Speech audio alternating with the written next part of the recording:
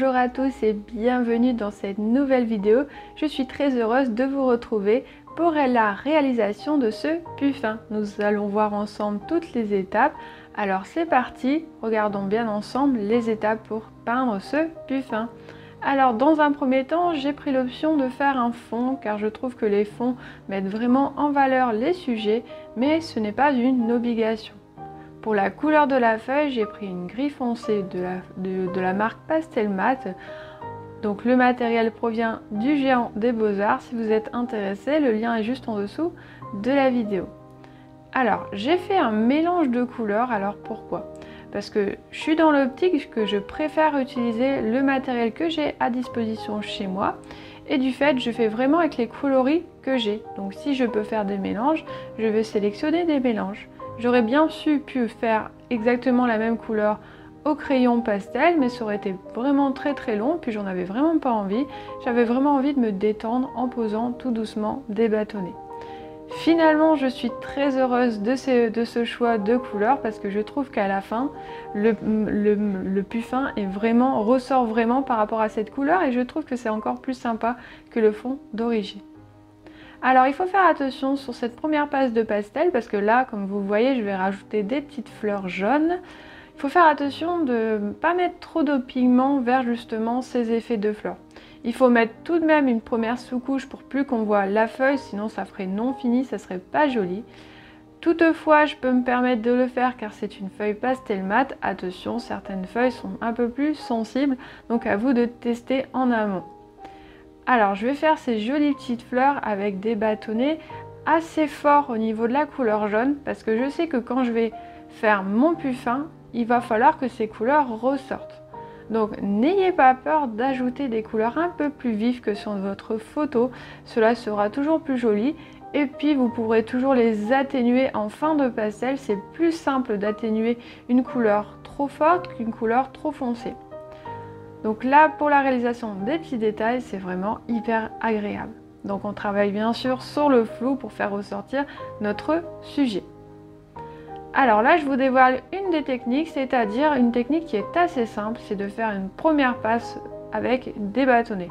On peut faire la technique du trait par trait avec des crayons, c'est tout aussi joli, mais c'est beaucoup plus long. Donc là, en ce moment, je suis sur cette technique parce que je trouve que ça me détend beaucoup et je trouve que c'est plus facile à expliquer. Donc c'est pour ça que j'utilise cette technique. La première avec un joli fond avec des bâtonnets et ensuite on vient faire les détails par-dessus.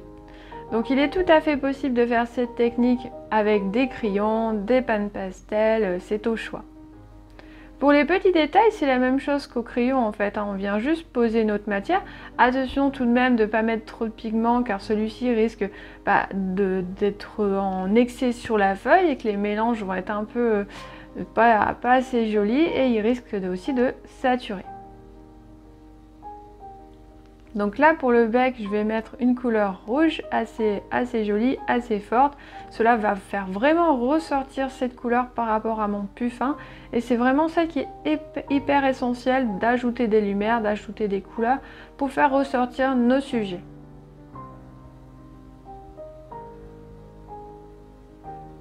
Alors j'utilise des outils, c'est-à-dire des éponges pastel. Souvent on me demande en commentaire ce que c'est, où on peut les avoir.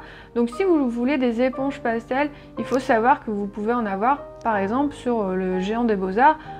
Vous pouvez taper directement éponge pastel ou aller directement sur mes liens en dessous de la vidéo et vous aurez tout de suite accès au site Géant des Beaux-Arts.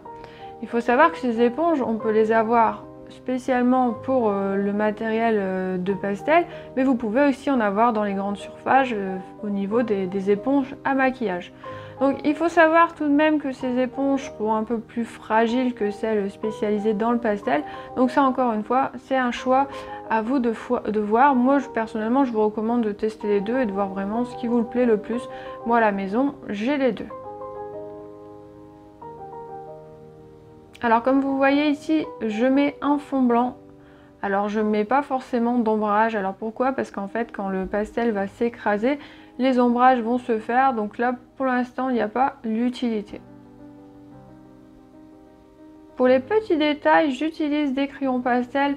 Alors il faut essayer quand même tout de même de les tailler pour pouvoir être plus libre dans ses mouvements, pour être plus précis. Ce n'est pas une obligation, mais c'est vrai que ça permet vraiment d'être plus à l'aise avec son matériel. Et comme on utilise la technique du fondu dans une première passe, notre crayon va beaucoup moins s'user.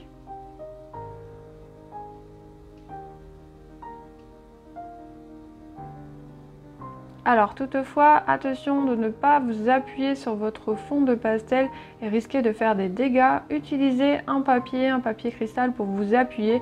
Là, je ne m'appuie pas, je suis vraiment à la base, juste au bord. Ça peut arriver que je m'appuie, mais là, étant donné que c'était du blanc, il fallait faire tout de même attention.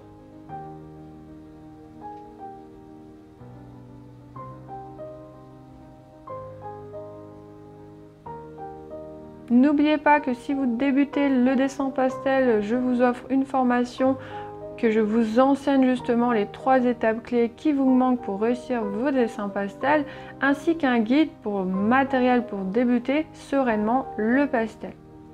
Il faut savoir aussi que ce puffin est un cours, il sera bientôt accessible, peut-être que quand vous regardez la vidéo, il sera accessible. Je ne l'ai pas encore mis en route, mais il va arriver très prochainement.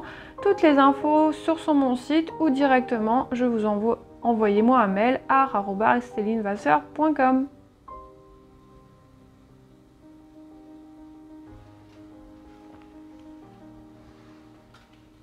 Alors on peut s'apercevoir qu'au plus je rajoute des détails, au plus l'arrière-fond ressort un maximum.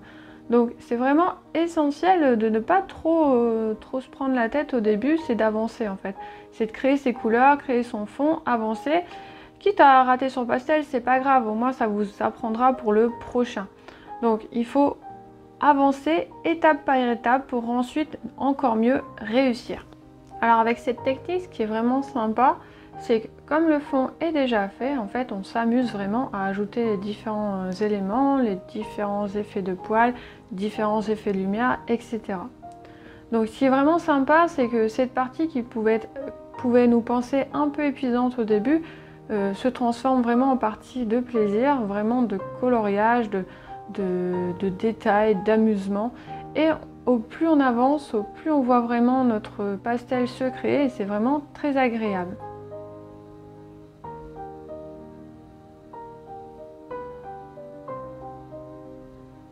N'hésitez pas à me dire également en commentaire quelle technique vous préférez, si vous préférez la technique du fond en premier plan, la technique d'avancer tout doucement dans votre pastel. J'aimerais vraiment le savoir, ça m'intéresse, donc n'hésitez pas à m'en parler en commentaire. Si vous avez des questions également, je serais ravie d'y répondre, comme celle des éponges. Donc c'est vrai qu'on se pose pas mal de questions, surtout quand on débute, quand on découvre le matériel, etc.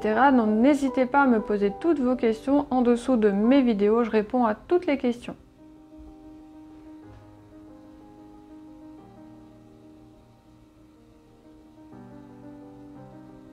Alors là, il est intéressant de savoir que j'ai changé d'angle de vue au niveau de ma caméra. Alors, c'est-à-dire que j'ai mis ma caméra derrière mon dessin pour pouvoir travailler debout sur le... En fait, mon dessin est à l'horizontale. Cela me permet vraiment de me lever et de voir les détails et de savoir vraiment ce qu'il faut ajuster. Il faut savoir qu'un pastel se regarde au loin. Si vous êtes toujours trop près de votre pastel, vous allez louper quelque chose.